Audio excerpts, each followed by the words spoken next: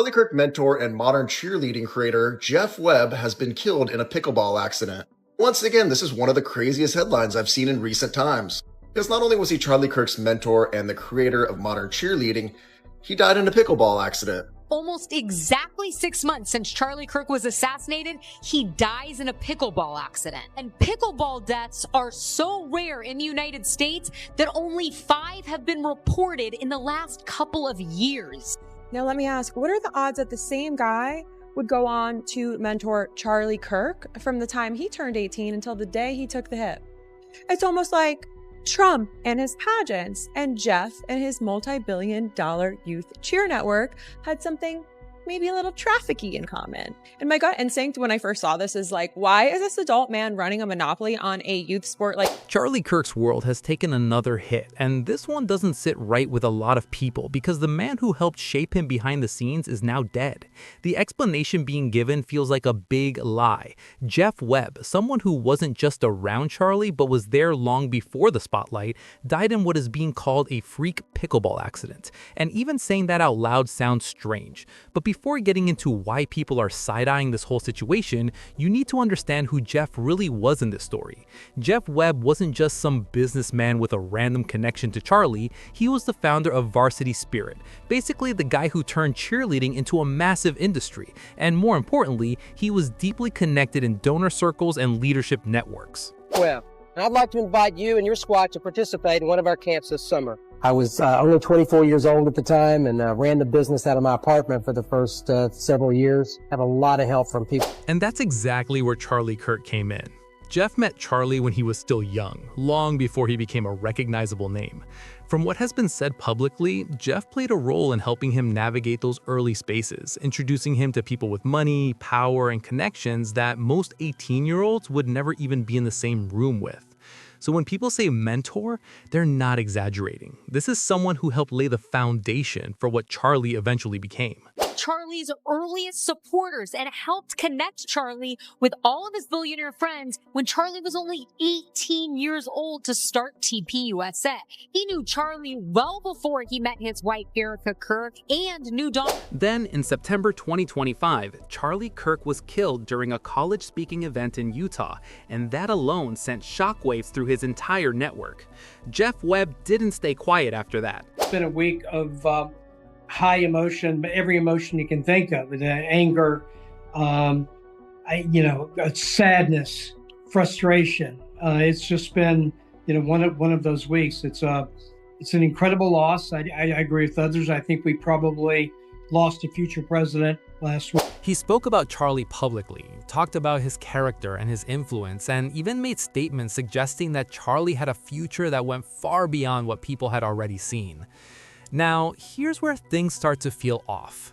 Just a few months later, Jeff Webb was gone too, and not from something expected, not from an illness, but from a fall during a pickleball game. This is wild. Charlie Kirk's mentor died this weekend from a pickleball accident. That's right, Jeff Webb, 76, fell during a casual game of pickleball, sustained a severe head injury 2 weeks ago. According to reports, Jeff was playing casually, nothing intense and nothing unusual, when he fell and hit his head. The injury was serious enough to put him on life support for about 2 weeks. 2 weeks later, his family made the decision to take him off life support, and that's how this story officially ends. But that's not how people are receiving it. That this was just some rare and crazy accident? Or did Jeff have some information that some people did not want getting out? Pickleball is widely known as a low-impact sport, especially popular among older adults because of how safe it is compared to other activities.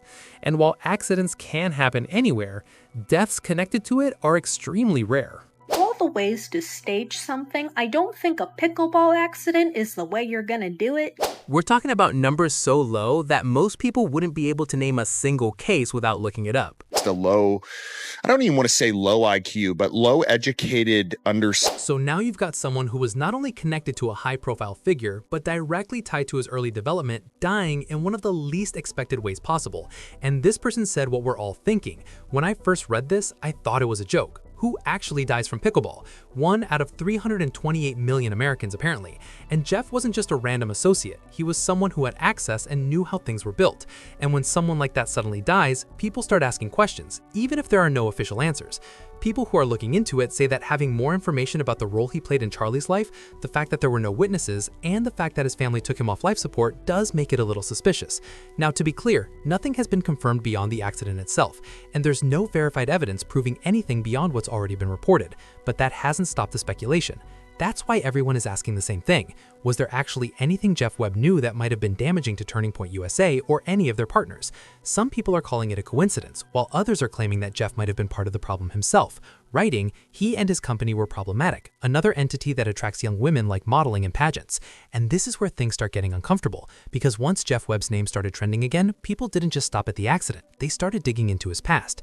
And what came up is exactly why the situation is getting way more attention than it normally would. What are the odds that Jeffrey Epstein would want to be friends with a guy who is associated with high school cheer? There have already been lawsuits filed against Varsity Spirit, the company that Jeff Webb built. A lawsuit now filed against cheer company Varsity Spirit. The suit includes new allegations of Those claims are serious, involving allegations that minors in the cheerleading system were exposed to unsafe environments.